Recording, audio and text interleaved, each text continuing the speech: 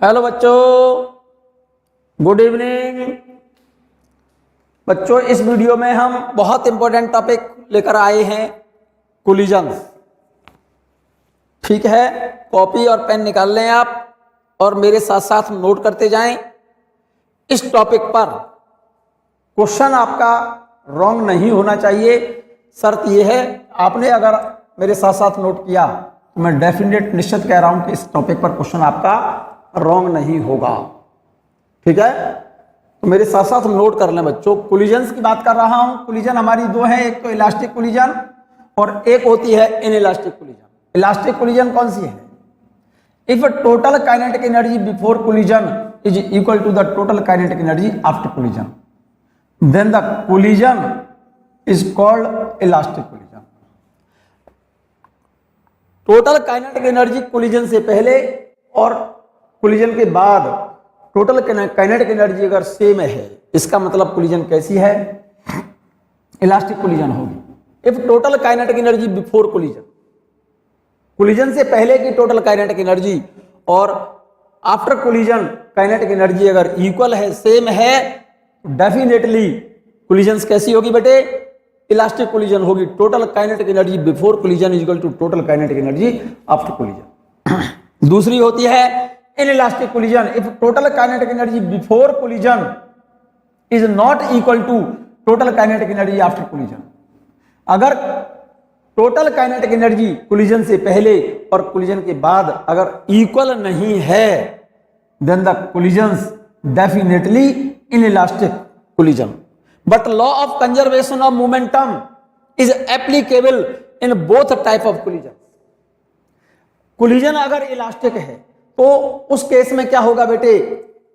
Linear momentum collision चाहे elastic हो चाहे इनइलास्टिक हो, linear momentum, total linear momentum conserve रहता है।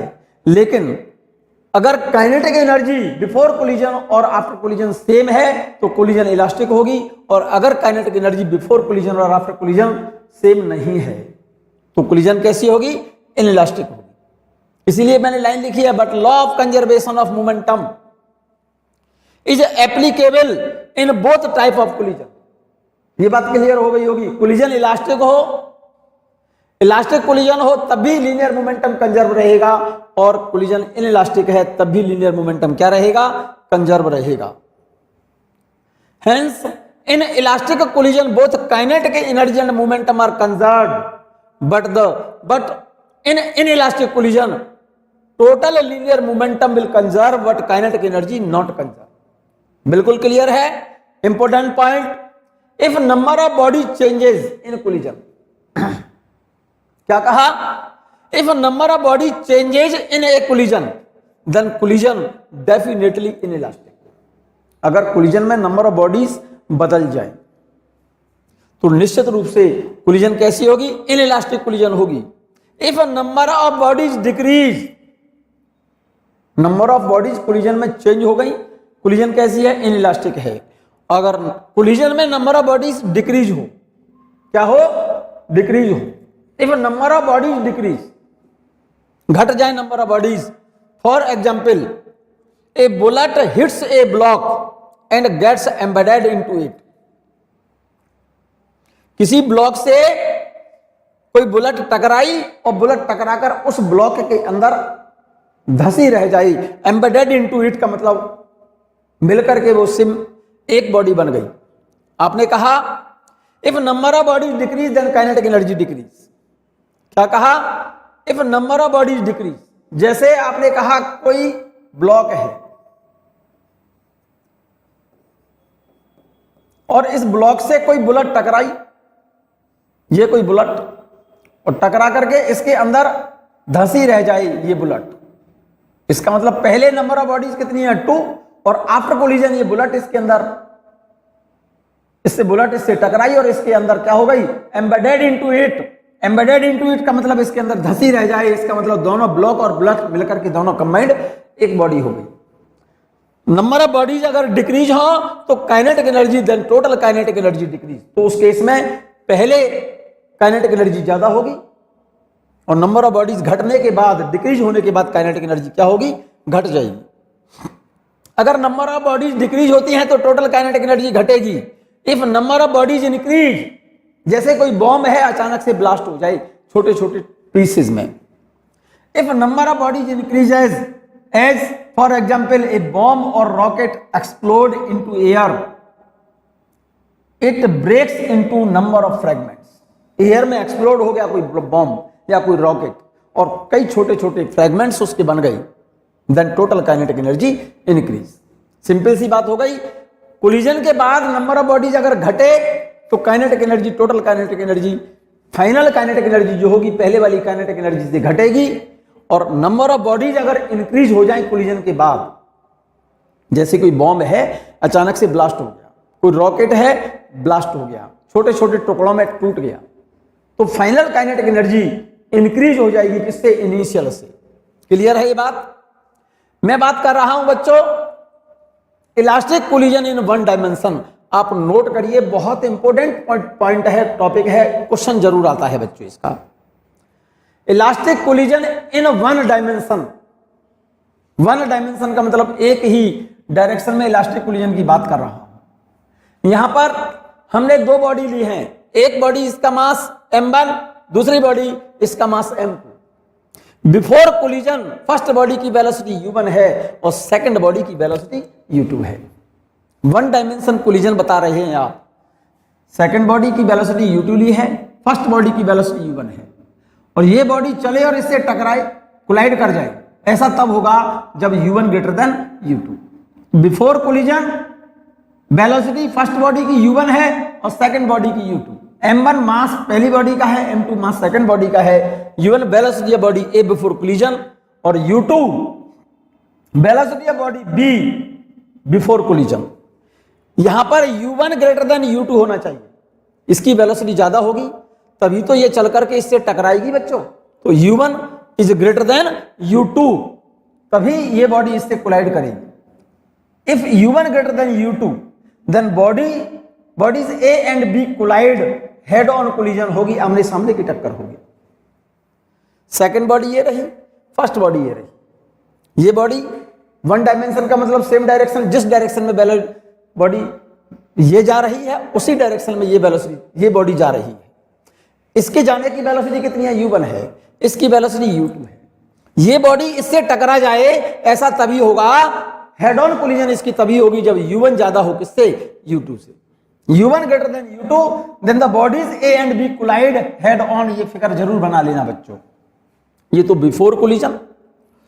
ड्यूरिंग कोलिजन जब ये दोनों एक दूसरे के कांटेक्ट में आएंगे, ड्यूरिंग कोलिजन इस बॉडी के द्वारा इस पर लगने वाला फोर्स और इस बॉडी के द्वारा इस पर लगने वाला फोर्स, कौन से फोर्स होंगे? Internal force.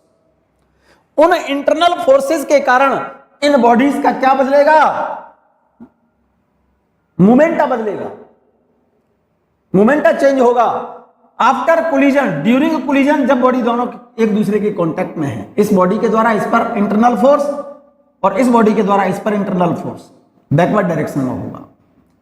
तो आफ्टर कोलिजन के बाद जब ये बॉडी दोनों सेपरेट होंगी, फर्स्ट बॉडी चलने लगी v1 वेलोसिटी से और आफ्टर कोलिजन सेकंड बॉडी चलने लगी कितनी वेलोसिटी से? v2 वेलोसिटी से। आफ्टर कोलिजन से पहले फर्स्ट बॉडी की वेलोसिटी u1, सेकंड की बॉडी की velocity u2। After collision first body की वेलोसिटी v1 है और सेकंड बॉडी की वेलोसिटी v2 है। नोट कर लिया? नोट कर लो ये figure. Here the collision is head on, आमने सामने की टक्कर है बच्चों। हेड ऑन कोलिजन का मतलब एक ही डायरेक्शन में चल करके कोलाइड कर रहे हैं। So the all velocities are along the same straight line, एक ही डायरेक्शन में है। u1, u2, v1 और v2 एक ही डायरेक्शन में है। v1 velocity of body A after collision, v2 velocity of body B after collision. According to law of conservation of linear momentum, collision चाहे इलास्टिक हो चाहे इन इलास्टिक हो, linear momentum क्या रहता है? कंजर्व रहता है। तो बिफोर कोलिजन पहली बॉडी का momentum m1 u1, second body का लीनियर मोमेंटम m2 u2। तो before collision total momentum m1 u1 plus m2 u2। After collision first body का मोमेंटम m1 v1 और सेकंड बॉडी का momentum m2 v2। Before collision momentum is equal to after collision momentum, that is momentum in collision remain conserve. एक काम कर लो आप, इस वाले term को आप इस इक्वल से इधर ले आओ, इस वाले टर्म को उधर ले जाओ। इस टर्म को इधर लाएंगे, m1 इसमें से कॉमन लेंगे तो यहां तो बचेगा u1 और यहां पर इधर आकर के माइनस v1 इक्वल टू, इसको ले जाएंगे हम यहां, m2 को कॉमन लेंगे तो यहां से बचेगा u2 और ये उधर जाएगा तो माइनस आएगा, यहां से बचेगा माइनस u2। इस इक्वेशन को नंबर डाल दो, इक्वेशन नंबर फर्स्ट। आप ध्यान रखना, equation number first m1 u1 minus v1 बराबर m2 v2 माइनस u2। इसको याद रखना इक्वेशन को, नहीं तो कंजर्वेशन ऑफ लीनियर मोमेंटम लगा लेना, आपको इक्वेशन याद नहीं रखनी पड़ेगी। If the collision is elastic, collision कैसी है? इलास्टिक है। इलास्टिक अगर कोलिजन है तो काइनेटिक एनर्जी भी क्या रहेगी? उसकी कंजर्व रहेगी। If the collision is elastic then the kinetic energy of the bodies and also conserve. So kinetic energy of first body plus kinetic energy of second body before collision. Collision से पहले पहली body की kinetic energy half m1 u1 square plus half m2 u2 square is equal to, collision के बाद पहली body की kinetic energy half m1 v1 square plus half m2 v2 square. Clear? इस half से कॉमन लेके half cancel हो गया, अरे इस हाफ से ये कट गए, m1 u1 स्क्वायर और m1 v1 स्क्वायर इक्वल के इधर है, इस वाले टर्म को यहां ले आओ, इस वाले टर्म को इक्वल से इधर लाओगे तो माइनस आ जाएगा और m1 उसमें से कॉमन ले लो तो यहां से बचेगा u1 स्क्वायर और यहां से बचेगा v1 स्क्वायर। इस m2 वाले टर्म को इक्वल से इधर ले जाओ तो माइनस हो जाएगा, m2 इसमें से कॉमन ले लेना, यहां से बचेगा v2 स्क्वायर और यहां से बचेगा u2 स्क्वायर। ये इक्वेशन आ गई सेकंड। फर्स्ट इक्वेशन ये रही, जरा दिमाग खोल करके देखो। फर्स्ट इक्वेशन ये रही, भूल मत जाना बच्चों ये वाली equation. m1 u1 minus v1 is equal to m2 v2 minus u2 है बच्चों, ये ध्यान रखना। First equation. सेकेंड इक्वेशन कौन सी है? m1 u1 square minus v1 square is equal to m2 v2 square minus u2 square. ये second equation है बच्चों। क्लियर है? Equation second divided by first, यहां पर लिख दिया है dividing equation second by equation first and we get. Second equation को फर्स्ट से डिवाइड करोगे तो m1 से m1 कैंसिल हो जाएगा, m2 से m2 कैंसिल हो जाएगा, तो ये वैल्यू आएगी ऊपर u1 square minus v1 square upon u1 minus v1 is equal to, ये वैल्यू ऊपर जाएगी v2 square minus u2 square upon v2 minus u2, v2 minus u2। एक एक टर्म विशेष ध्यान से सुनना। एक काम करो, ये स्क्वायर डिफरेंस है, ये स्क्वायर होकर के ये डिफरेंस हो रहा है बच्चों, तो इसके दो फैक्टर कर दो आप, u1 प्लस v1, एक आएगा u1 माइनस v1 और इसका फैक्टर आएगा u2 plus v2 plus u2 और दूसरा फैक्टर आएगा v2 माइनस u2। तो v2 माइनस u2 से v2 माइनस u2 कट जाएगा, यहां पर u1 माइनस v1 से ऊपर वाला factor u1 minus v1 cut जाएगा, ऊपर आएगा u1 plus v1 is equal to, इधर आएगा v2 प्लस u2। क्लियर? यहां तक तो कोई प्रॉब्लम नहीं है। इस u2 को इधर ले आओ और इस v1 को उधर ले जाओ, इस u2 को इधर ले आओ, इस v1 को उधर ले जाओ, u1 minus u2 is equal to, u2 को यहां लाया हूं, v1 को उधर ले गया हूं, v2 माइनस v1। क्लियर है? This is the relative velocity before collision, this is the relative velocity after collision. ये रिलेटिव वेलोसिटी है कोलिजन से पहले और ये रिलेटिव वेलोसिटी है कोलिजन के बाद। तो यहां पर मैंने यही किया है मेरे बच्चे, सेकंड इक्वेशन ये रही और फर्स्ट इक्वेशन ये रही। सेकंड इक्वेशन को फर्स्ट से जब डिवाइड करेंगे तो जरा गौर से देखो, m1 से m1 कैंसिल, m2 से m2 कैंसिल, तो ये वैल्यू आएगी u1 square minus v1 square upon u1 minus v1 is equal to, यहां पर वैल्यू आएगी v2 square minus u2 square upon v2 minus u2। यहां तक तो क्लियर है 100%। अब एक काम किया है बच्चों आपने, u1 square minus v1 square के फैक्टर किए, u1 माइनस v1 और दूसरा factor u1 plus v1 upon u1 minus v1। Note करते जा रहे हो साथ। इसके दो फैक्टर हैं v2 माइनस u2 और v2 plus u2 upon v2 minus u2। Clear है यहां तक? यहां तक क्लियर है? कोई प्रॉब्लम तो नहीं है? देखो इस वाले टर्म से ये टर्म कैंसिल, इस वाले टर्म से ये टर्म कैंसिल, तो ऊपर क्या बचा? u1 प्लस v1 बराबर v2 प्लस u2। एक काम किया है मैंने, इस u2 को इक्वल से, इस u2 को इक्वल से इधर लाया और v1 को उधर ले गया। इस u2 को इधर लाओगे तो u1 माइनस u2 और इस v1 को उधर ले जाओगे तो v2 माइनस v1। ये तो रिलेटिव वेलोसिटी है बिफोर कोलिजन, टकराने से पहले रिलेटिव वेलोसिटी है दोनों बॉडीज की, और ये टकराने के बाद रिलेटिव वेलोसिटी है। क्लियर है? यहां पर लिख दिया है आपने u1 minus u2 relative velocity of body A and B before collision, this is the relative velocity of body A and B after collision. ठीक है? आफ्टर कोलिजन रिलेटिव वेलोसिटी और बिफोर कोलिजन रिलेटिव वेलोसिटी का ratio, ये वाले term को मैं इस वाले टर्म को इधर लाया हूं इसके नीचे, v2 माइनस v1। बहुत इंपॉर्टेंट लाइन लिखी है बच्चों, ये देख लो अच्छे से। यहां पर जरा आंखें खोल करके देखो ध्यान से। After collision relative velocity v2 minus v1 है और before collision relative velocity u1 minus u2 है। क्लियर है? Equal to E, where E is constant of restitution, और इसको बोलते हैं रेजिलियंस। क्या बेटा? E को बोलते हैं कोफिशिएंट ऑफ रेस्टिट्यूशन और रेजिलियंस। ठीक है ना? कोफिशिएंट ऑफ रेस्टिट्यूशन और रेजिलियंस। ठीक है ना? क्या बोलते हैं? E को कोफिशिएंट ऑफ रेजिलियंस, रेस्टिट्यूशन याद रखना, कोफिशिएंट ऑफ रेस्टिट्यूशन और बोलते हैं रेजिलियंस। ठीक है ना? रेजिलियंस, कोफिशिएंट ऑफ रेस्टिट्यूशन बोलते हैं ई को, या फिर रेजिलियंस बोलते हैं इसको बच्चों। Coefficient of resilience is defined as the relative velocity after collision to the relative velocity before collision. ये लिखा है आपने। Coefficient of restitution is defined as the ratio of relative velocity after collision to the relative velocity before collision.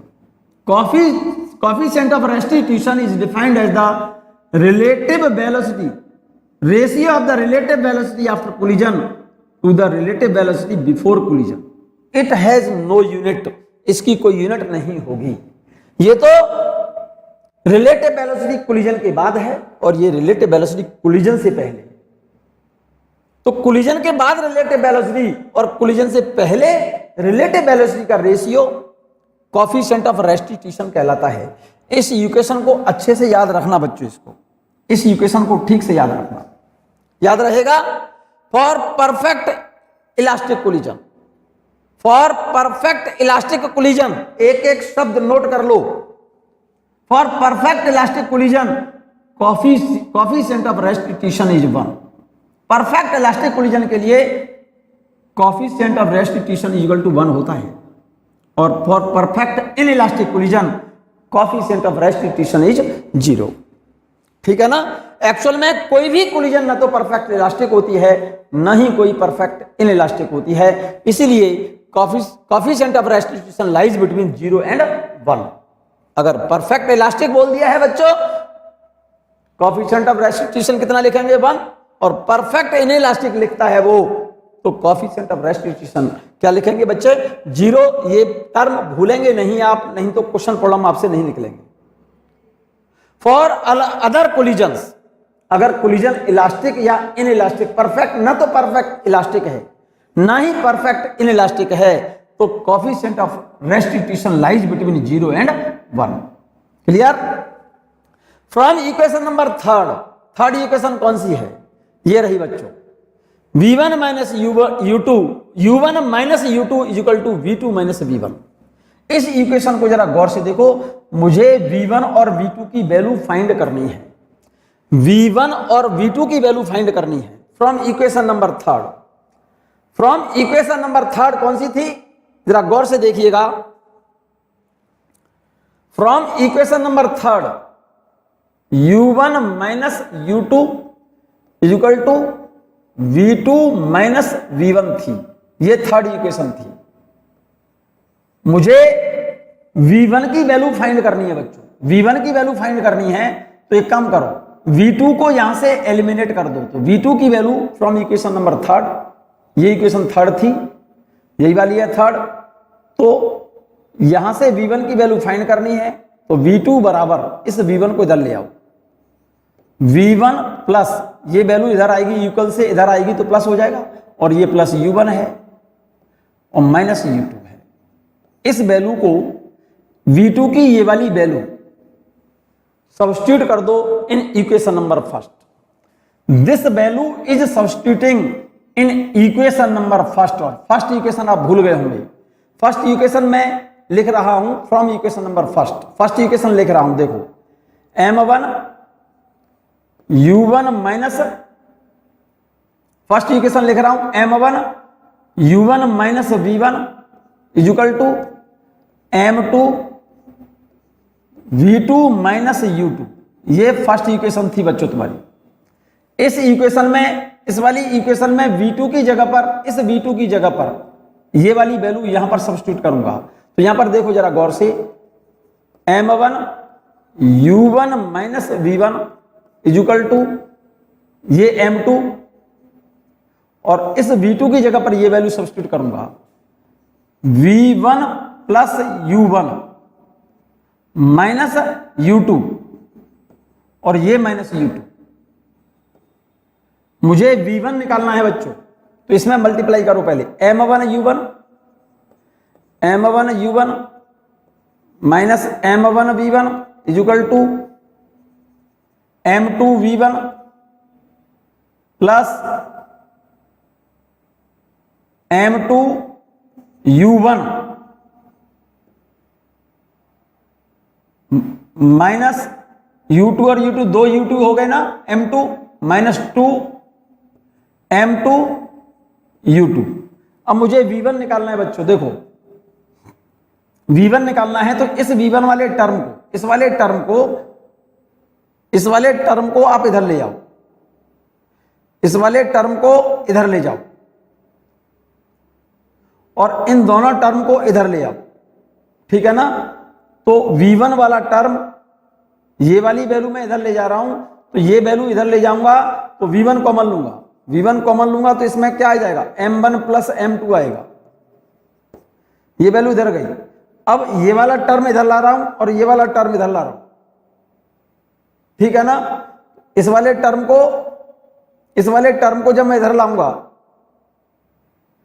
इस वाले term को जब मैं इधर लाऊंगा तो U1 कॉमन आएगा, is equal to U1 common आएगा, इसमें M1 माइनस M2, और इस वाले टर्म को इधर लाऊंगा तो plus 2 M2 U2।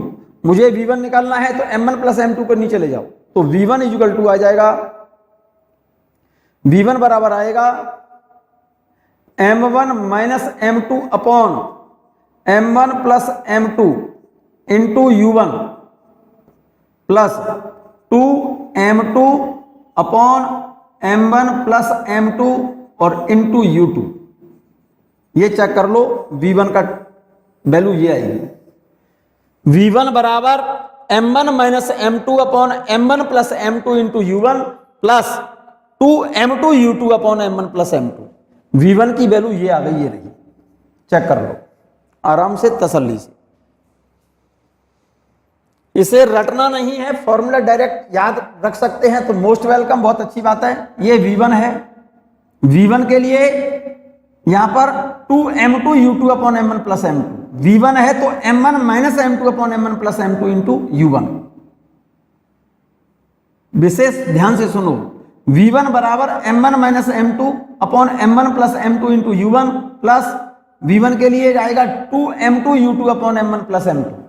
M1 plus M2 denominator दोनों का सेम है, यहां पर v1 है तो ये m1 माइनस m2 आएगा, v1 है तो यहां पर 2m2u2 आएगा।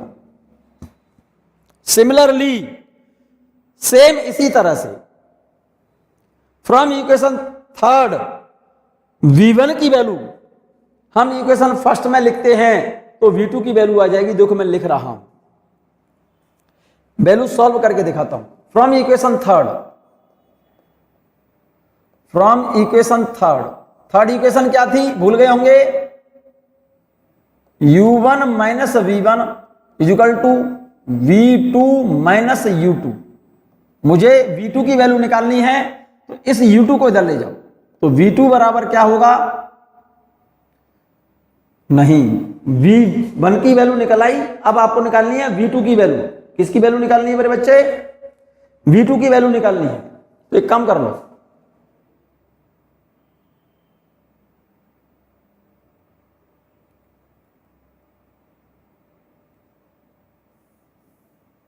देखिएगा v2 की वैल्यू निकालनी है तो v1 वाले टर्म को एलिमिनेट करो, तो v1 को इधर ले जाओ, इस वाले टर्म को इधर लाओ, तो v1 को तो इधर ले गई प्लस हो गया, इस वाले टर्म को इधर लाओ, तो ये क्या है u1 प्लस u2 और इस टर्म को इधर लाएंगे तो माइनस v2।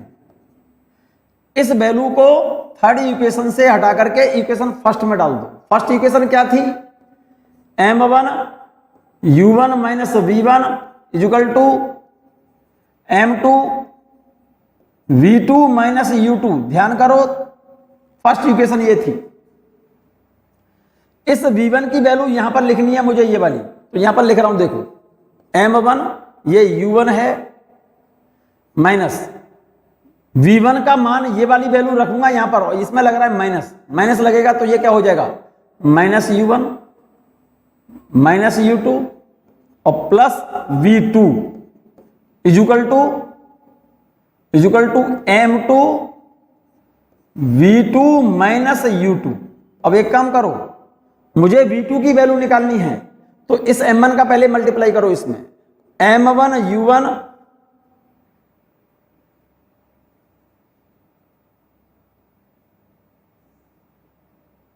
इस u1 से बच्चों ये u1 कैंसिल हो गया, कहीं चक्कर पड़ा बच्चों, u1 माइनस नहीं चक्कर पड़ जाइए, u1 माइनस u2 है बच्चों, ये इक्वेशन फर्स्ट गलत हो गई है।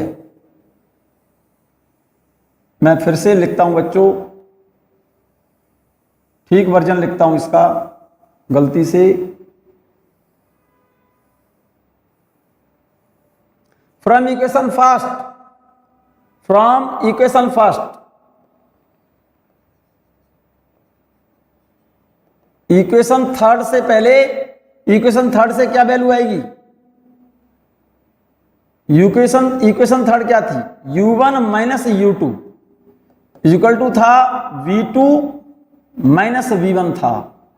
v1 की वैल्यू यहां से v1 को इधर ले आओ तो v1 बराबर हो जाएगा, v1 बराबर v2 और ये टर्म इधर जाएगा माइनस u1 प्लस u2। अब ठीक है यहां तक ठीक है। इस वैल्यू को इक्वेशन थर्ड में डाल दो, इक्वेशन थर्ड में इक्वेशन फर्स्ट में, this value is substituting in equation number first, और फर्स्ट इक्वेशन क्या थी, m1 u1 minus u2 is equal to m2 v2 minus v1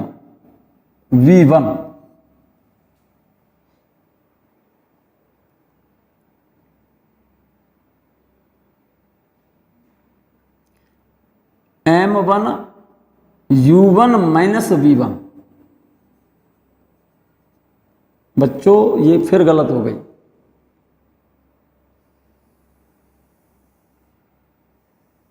first equation conservation of linear momentum था m1 u1 minus v1 is equal to m2 v2 minus u2। अब ठीक है, अब इस v1 की वैल्यू हटा करके यहां डालो, देखो m1 u1 माइनस v1 की वैल्यू ये लिखो, माइनस लगाओगे तो minus v2 plus u1 minus u2। अब ठीक है, इक्वल टू इसका ब्रैकेट तोड़ दो, m2 v2 minus m2 u2। अब ठीक है, मुझे v2 की वैल्यू निकालनी है बच्चों, तो m1 का मल्टीप्लाई करो इसमें, m1 u1 ये रहा, u1 ये रहा, तो 2m1 u1 हो गया बच्चों, माइनस m1 ये क्या है v2, इसका मल्टीप्लाई इससे करो, minus m1 u2 equal to ये क्या है m2 v2 minus m2 u2। Clear. अब मुझे v2 की वैल्यू निकालनी है, तो इस वाले v2 वाले टर्म को इधर ले जाओ और v2 कॉमन ले लो, उसमें से v2 कॉमन आ जाएगा, तो m1 plus m2 equal to ये v2 वाला टर्म इधर ले गया, v2 कॉमन आ गया, ये m1 ये रहा, m2 ये रहा, प्लस कर दिया। ठीक है, अब इस वाले टर्म को इधर ले आओ, इस वाले टर्म को m2 u2 वाले टर्म को इधर ले आओ। तो एक काम करो, ये क्या है 2m1 u1 minus m1 u2 और m2 u2, ये माइनस इधर ले लेंगे, इस वाले टर्म को इधर ले लेंगे तो प्लस हो जाएगा, u2 कॉमन ले लेंगे हम, इसमें से आ जाएगा, इसमें से u2 कॉमन आएगा, तो m2 माइनस m1। क्लियर है। v2 की वैल्यू निकाल लो यहां से, v2 बराबर 2m1 upon m1 plus m2 into u1 plus इसको प्लस कर दें तो इस वाले टर्म को ले लो बच्चों इधर और इसको ले लो इधर, तो ये वैल्यू आएगी m1 minus m2 upon m1 plus m2 और इंटू u2। ये चेक कर लो जरा।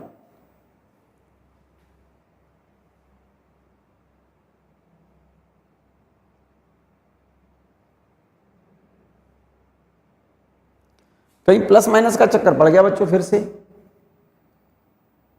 देखो ये v2 कॉमन आ गया,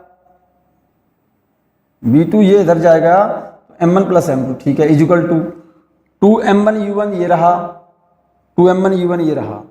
ठीक है, और इस वाले टर्म को इधर लाएंगे तो ये प्लस होगा, प्लस होगा बच्चों, ये प्लस u2 कॉमन आ जाएगा तो m2 प्लस, अब सही है, m2 माइनस m1 आएगा।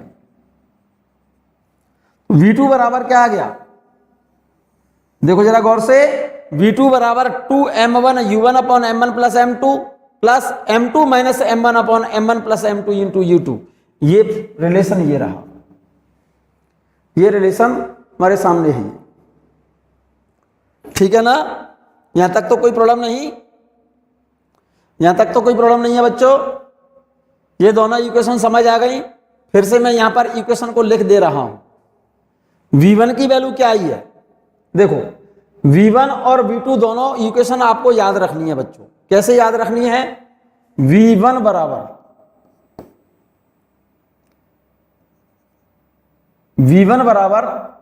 m1 minus m2 upon m1 plus m2 into u1 plus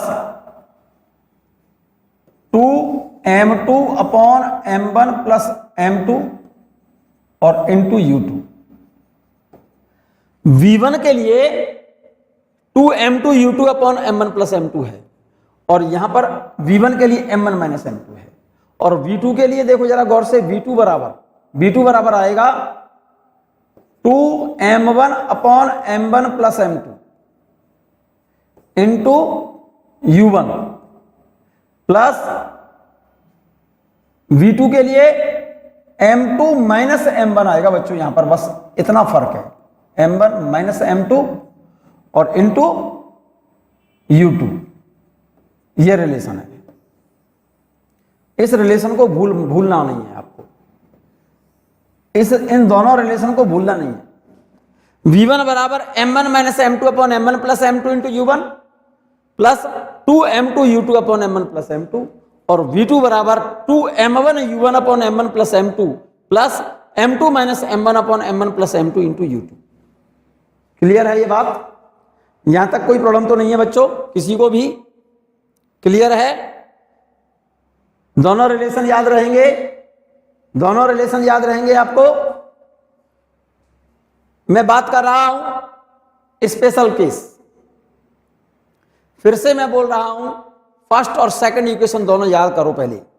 velocity v1 के लिए क्या आएगा? m1 minus m2 upon m1 plus m2 into u1 plus v1 के लिए आएगा 2m2 u2 upon m1 plus m2।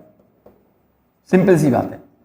v2 के लिए आएगा, ये वैल्यू आएगी m2 minus m1 upon m1 plus m2 into u1, ठीक है,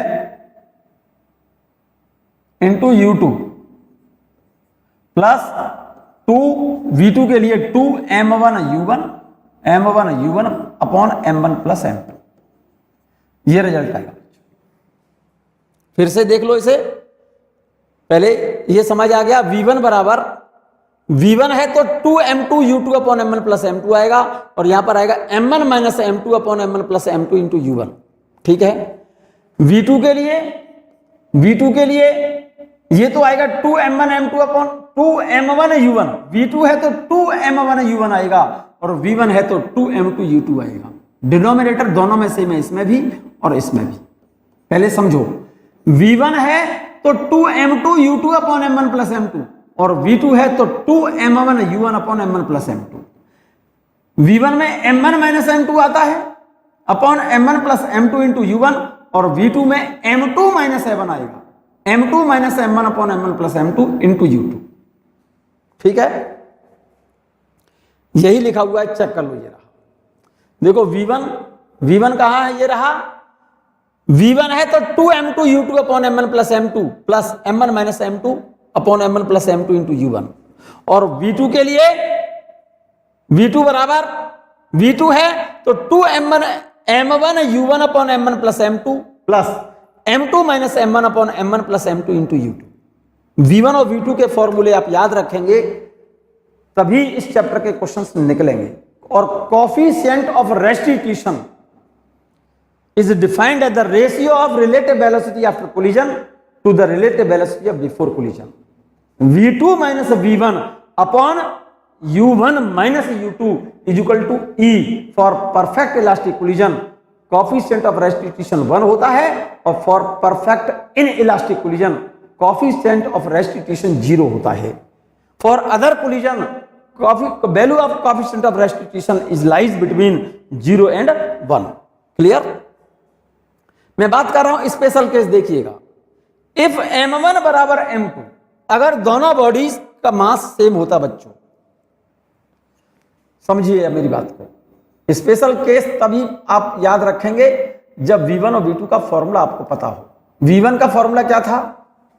v1 बराबर होता है m1 minus m2 upon m1 plus m2 into u1 plus 2m2 u2 upon m1 plus m2। Clear? v2 बराबर होता है m2 minus m1 upon m1 plus m2 into u2, v2 है ये, plus 2m1 u1 upon m1 plus m2 है। ये बात clear है कि नहीं है? क्लियर? ये तो v1 है और ये v2 है। अब मैं बात कर रहा हूं special case. Special case if m1 बराबर m2 बराबर m1 बराबर m2 बराबर m, तो m1 की जगह पर m लिखो और m2 की जगह पर m लिखो, तो ये वैल्यू 0 हो गई और ये वैल्यू 0 हो गई। m1 और m2 बराबर बराबर लिखे हैं, तो v1 की वैल्यू क्या आएगी? देखो, m1 बराबर m2 बराबर m लिखोगे आप, तो ये वैल्यू पूरी 0 हो गई और ये वैल्यू 0 हो गई, क्योंकि ये दोनों बराबर हो गए, तो ये 0 और ये 0। अब यहां पर m, यहां भी m, यहां भी m, तो 2m से 2m कट गया, तो यहां पर v1 बराबर तो होगा u2, v1 तो बराबर होगा u2 एंड v2 बराबर होगा u1, v1 बराबर u2 और v2 बराबर u1। इसका मतलब वेलोसिटी क्या हो जाएगी, ऑल्टर चेंज हो जाएगी। पहली बॉडी की वेलोसिटी दूसरी बॉडी को मिलेगी और दूसरी बॉडी की वेलोसिटी पहली बॉडी को मिलेगी। v1 बराबर u2 एंड v2 बराबर u1। ये बात क्लियर है या नहीं है क्लियर? बिफोर कोलिजन पहली बॉडी की वेलोसिटी u1 है, दूसरी बॉडी की वेलोसिटी u2 है। ड्यूरिंग कोलिजन दोनों कांटेक्ट में आए। कोलिजन के बाद जो इस बॉडी की वेलोसिटी थी ना, पहली बॉडी की वेलोसिटी तो मिल जाएगी दूसरी बॉडी को, तो फर्स्ट बॉडी की वेलोसिटी ये तो ट्रांसफर हो जाएगी पहली सेकंड बॉडी को, और सेकंड बॉडी की वेलोसिटी ट्रांसफर हो जाएगी किसको, फर्स्ट बॉडी को, आफ्टर कोलिजन। ये बात क्लियर है कि नहीं? सेकंड बॉडी की वेलोसिटी u2 है और ये किसको मिल गई, पहली बॉडी। v1 बराबर u2 हो गया और v2 बराबर u1 हो गया। इसका मतलब इस बॉडी की वेलोसिटी तो इसको चली गई और इस बॉडी की वेलोसिटी इसको आ गई। यही लिखा है, that is their velocities are just interchange. ये बात क्लियर है या नहीं है? क्लियर है? हटा दें हम इसे, फिर से लिखेंगे। सेकंड पॉइंट देखिएगा इसका, ये तो फर्स्ट पॉइंट समझ में आ गया। अगर m1 और m2 बराबर बराबर होते तो फर्स्ट बॉडी की आफ्टर कोलिजन फर्स्ट बॉडी की वेलोसिटी तो सेकंड बॉडी को मिलेगी और सेकंड बॉडी की वेलोसिटी फर्स्ट बॉडी को एक्सचेंज हो जाएगी। ये वैल्यू कहां से निकाली है आपने, ये वाली वैल्यू फिर भूल गए होंगे। इक्वेशन आपको वेलोसिटी की इक्वेशन पता होंगी, नहीं है तो फिर से लिख लो। v1 बराबर m1 minus m2 upon m1 plus m2 into u1। ये v1 है तो 2m2 u2 upon m1 plus m2 आएगा, और ये v2 है m2 minus m1 upon m1 plus m2, इसके साथ तो आएगा u2, लेकिन ये v2 है तो प्लस 2m1 u1 आएगा बच्चे अपॉन m1 प्लस m2। आपने स्पेशल केस में क्या लिखा था, m1 बराबर m2 बराबर m, तो ये टर्म 0, ये टर्म 0, ये 2m हो, ये भी 2m, क्योंकि m2 की जगह पर m लिखोगे, m1 की जगह पर m लिखोगे, m2 की जगह पर भी m लिखोगे, तो ये क्या बन गया 2m हो, ये भी 2m, तो v1 बराबर हो गया, क्योंकि 2m से 2m कैंसिल हो जाएगा, क्योंकि कंडीशन ये लगाओगे ना, तो उस केस में v1 बराबर तो हो जाएगा u2 और v2 बराबर हो जाएगा u1। तो v1 बराबर हो गया u2 और v2 बराबर हो गया u1। तो पहली बॉडी की वेलोसिटी तो मिल जाएगी सेकंड बॉडी को, v2 बराबर u1 हो गया, और सेकंड बॉडी की जो वेलोसिटी थी वो मिलेगी फर्स्ट बॉडी को, तो v1 बराबर हो गया u2। That is their velocities are just interchange after collision. इसका सेकंड केस देखिएगा, सेकंड पॉइंट, इफ u2 बराबर 0, इफ u2 बराबर 0 तो उस केस में क्या होगा, आपने कंडीशन लिखी है पहली स्पेशल केस में, v1 बराबर फिर भूल गए m1 minus m2 upon m1 plus m2, बार बार लिख के देखना जैसे मैं लिख रहा हूं, u1 plus 2 m2 u2 upon m1 plus m2, clear. और v2 बराबर m2 minus m1 upon m1 plus m2 into u2 plus 2 m1 m2 m1 u1, m1 2 m1 u1 m1 u1 है बच्चों ये, upon m1 plus m2। Special case में क्या लिखा था आपने, इफ m1 बराबर m2 बराबर m and u2 is equal to 0, second body अगर रेस्ट पर होती, सेकेंड पॉइंट लिखा है आपने ये वाला, इफ u2 m1 बराबर m2 बराबर m है और सेकेंड बॉडी रेस्ट पर है, u2 बराबर 0 है, तो जरा गौर से देखो, u2 0 कर दो तो ये वैल्यू 0 हो गई, और m1 बराबर m2 बराबर m है तो ये वैल्यू 0 हो गई, तो उस केस में v1 हो जाएगा 0 और v2 की वैल्यू क्या होगी, u2 0 लिखा है आपने तो ये वैल्यू 0 हो गई, और m1 बराबर m2 लिखा है तो ये 2m से 2m कट गया, तो v2 बराबर क्या हो जाएगा, उस केस में V2 बराबर क्या हो जाएगा, V2 बराबर U1। क्लियर?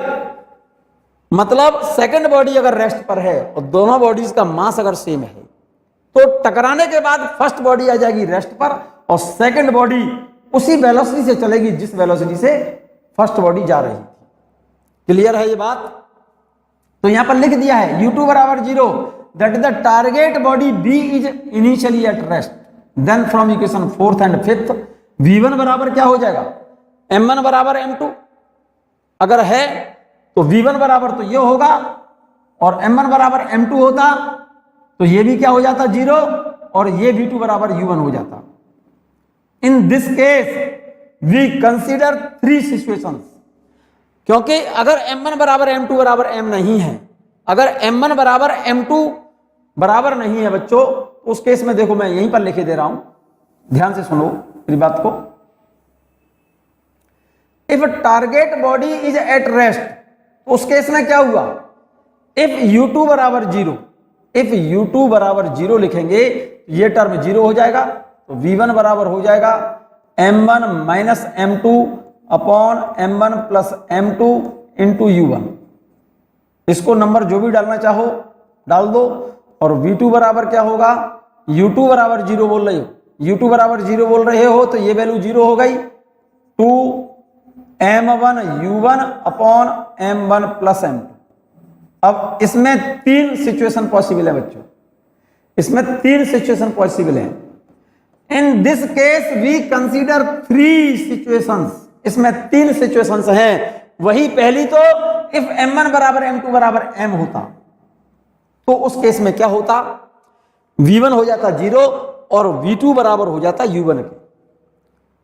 अरे भाई अगर दोनों बॉडीज का मास सेम होता, M1 बराबर M2 होता तो ये तो वैल्यू 0 हो जाती पूरी और V2 की वैल्यू कितनी हो जाती, U1 के बराबर, क्योंकि M1 को M लिखते, M1 को M और M2 को M, तो ये ऊपर 2M और नीचे 2M, तो V2 बराबर U1 और V1 बराबर 0 हो जाता। कब, जब M1 बराबर M2 बराबर M होता तब।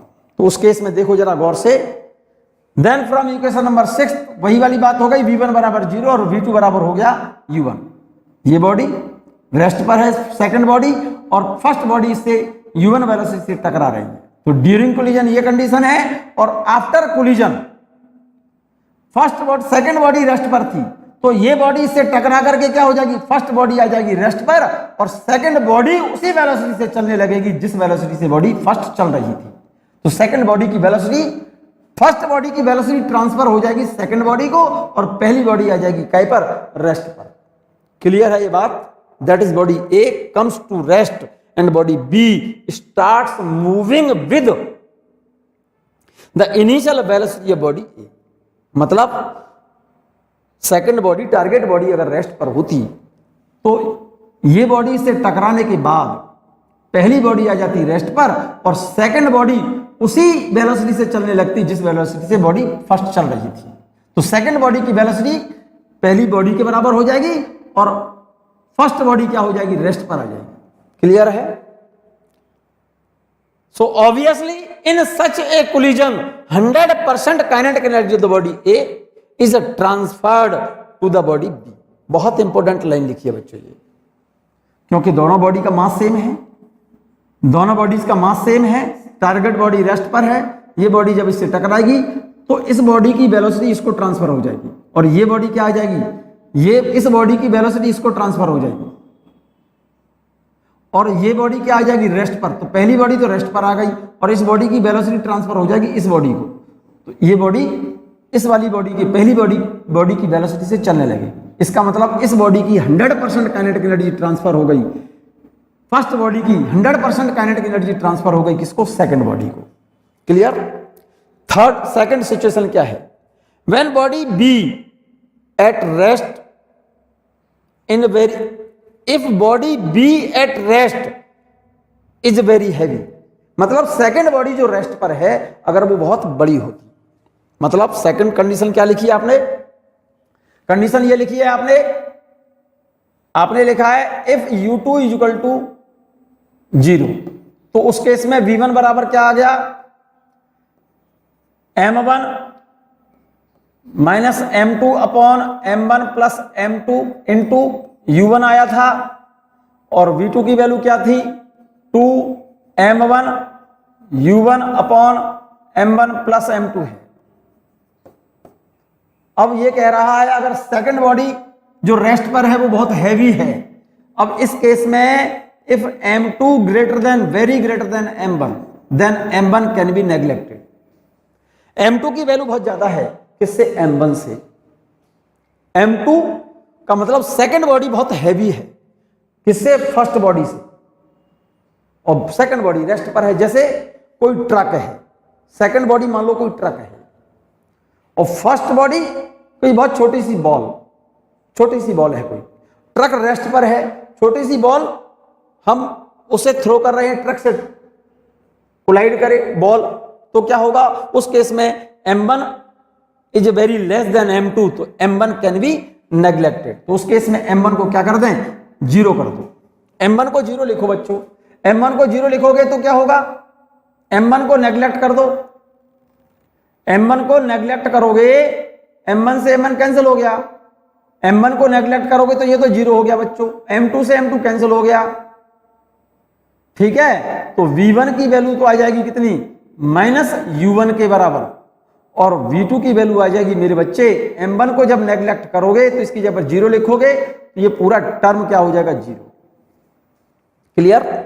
तो उस केस में क्या होगा, सेकंड बॉडी बहुत हैवी है और वो रेस्ट पर है, तो फर्स्ट बॉडी टकराएगी, और टकरा कर जिस वेलोसिटी से टकरा रही थी ना, उसी वेलोसिटी से क्या होगी, वापस रिटर्न होगी। यही लिखा है मैंने बच्चों। So from equation 6th and 7th then we get v1 बराबर -u1, v1 बराबर तो -u1 आएगा, और v2 बराबर आएगा 0, v2 बराबर आएगा 0। Hence when a light body A collides with heavy body B at rest, second body rest पर है और पहली बॉडी बहुत लाइट वेट की है, then body A means first body rebounds with its own velocity and B continue to be at rest. B तो rest पर ही रहेगी, बॉडी ए टकराएगी, जिस वेलोसिटी टकराई उसी वेलोसिटी से क्या होगी, रिबाउंड्स का मतलब वापस आ जाएगी। ये तो फर्स्ट बॉडी। सेकंड बॉडी बहुत हैवी है, रेस्ट पर है, m2 very greater than m1 during collision, बहुत हैवी बॉडी है ये बी, जैसे ट्रक मान लो इसको, और इसको छोटी सी बॉल मान लो। जब ये बॉल इस ट्रक से रेस्ट पर है ट्रक, और इससे छोटी सी बॉल टकरा रही है, तो ड्यूरिंग कोलिजन के बाद क्या होगा, ट्रक तो रेस्ट पर ही रहेगा, और ये बॉल इससे टकरा करके उसी वेलोसिटी से क्या हो जाएगी, आफ्टर कोलिजन रिबाउंस हो जाएगी, वापस आ जाएगी। थर्ड केस, थर्ड सिचुएशन क्या होगी, पहले इक्वेशंस को लिख लो, पहले वही आपने कंडीशन क्या लिखी थी, इफ u2 बराबर 0, तो v1 बराबर क्या हो गया, v1 बराबर क्या हो गया, m1 minus m2 upon m1 plus m2 into u1, और v2 बराबर होगा 2m1 u1 upon m1 plus m2। अब थर्ड सिचुएशन देखो, when body B is at rest, B किस पर है, B is at rest, has negligible mass, मतलब second body जो है बहुत छोटी सी है, that is m1 is very greater than m2, it means m2 is very very less than m1, then m2 can be neglected. तो इस case में m2 को नेग्लेक्ट करो बच्चों, इसमें से m2 को नेग्लेक्ट करोगे तो इसको नेग्लेक्ट कर दो, कैंसिल हो गया, m1 से m1 कट जाएगा, उस केस में क्या होगा, m1 is very very greater than m2, then m2 can be neglected, तो v1 की वैल्यू आ जाएगी, v1 बराबर तो u1 होगा, और v2 बराबर m2 को नेग्लेक्ट कर रहे हो, m2 को नेग्लेक्ट कर रहे हो इसको, और m1 से m1 कट गया तो v2 बराबर होगा 2u1। चेक कर लो, फर्स्ट बॉडी की वेलोसिटी तो सेम रहेगी, लेकिन सेकंड बॉडी की वेलोसिटी फर्स्ट बॉडी के जस्ट क्या हो जाएगी, डबल। क्लियर है, मतलब सेकंड बॉडी बहुत लाइट बॉडी है, ठीक है ना, सेकंड बॉडी रेस्ट पर है, बी रेस्ट पर है, लेकिन उसका मास बहुत कम है, ठीक है ना। जैसे कोई ट्रक, इस फर्स्ट बॉडी को मैं ट्रक मान लूं और सेकंड बॉडी को कोई स्कूटर सवार या साइकिल सवार मान लूं। साइकिल सवार जा रहा है और पीछे से सेकंड बॉडी रेस्ट पर है, साइकिल रेस्ट पर है। साइकिल सवार कोई खड़ा हुआ है रोड पर और पीछे से ट्रक आया और साइकिल से टकराया, टकरा करके साइकिल से टकराया तो क्या होगा? ट्रक तो अपनी उसी स्पीड से चलता रहेगा, लेकिन साइकिल सवार की जो वेलोसिटी थी ना, रेस्ट पर जो था साइकिल सवार, वो ट्रक की जस्ट डबल वेलोसिटी से चलने लगेगा। यही कंडीशन लिखी है बच्चों, यही कंडीशन लिखी है। v1 बराबर u1 होगा और v2 बराबर 2u1 होगा। हेंस ये क्लियर हो गई बात ये। Hence when a heavy body A undergoes an elastic collision with a light body B at rest, then the body A keeps on moving with the same velocity in the same direction and the body B starts moving with double the initial velocity of the body A. Second body A की double velocity से चलने लगेगी। ये बात clear है ना? ये बात यहां तक बात क्लियर है ना बच्चों? कंडीशन क्लियर है ना? ये मैं बात इलास्टिक कोलिजन की थी बच्चों, मैंने आपको मोशन इन वन डायमेंशन की। अब नेक्स्ट वीडियो में हम लेकर के आएंगे बच्चों इन इलास्टिक कोलिजन। कौन सी कोलिजन? In elastic collision. ये बात हम नेक्स्ट वीडियो में करेंगे। पहले इस वीडियो को आप elastic collision in one dimension, इस वीडियो को कम से कम 3 बार देखें और इसको स्पेशल केस इसके जो हैं वो नोट कर लें। खास तौर से elastic collision in one dimension आपको कुछ भी याद नहीं रखना, आपको केवल 4 लाइनें याद रखनी है। क्या बेटा? एक तो आफ्टर कोलिजन वेलोसिटी v1 की वैल्यू कितनी होगी? v1 बराबर m1 minus m2 upon m1 plus m2 into u1। v1 है तो ये आएगा 2m2u2 upon m1 plus m2। एक तो रिलेशन ये याद रखना है बच्चों आपको। दूसरा रिलेशन v2 बराबर m2 माइनस m1 आता है बच्चों, ये ध्यान रखना है इसमें। m1 plus m2 into u2 plus v2 है तो 2m1u1 आएगा अपॉन m1 प्लस m2 आएगा। ये 2 रिलेशन आपको याद रखने हैं स्पेशली। और m1 बराबर m2 बराबर m हो तो v1 और v2 क्या होगा? अगर second body target body rest पर है तो उस पर स्पेशल केस, उसके 3 कंडीशंस बताई थी मैंने, वो तीनों कंडीशंस आप तैयार कर लें। मेन पॉइंट ये दोनों फॉर्मूले हैं। और coefficient of restitution, coefficient of restitution ratio है किसका? रिलेटिव वेलोसिटी का आफ्टर कोलिजन और रिलेटिव वेलोसिटी बिफोर कोलिजन।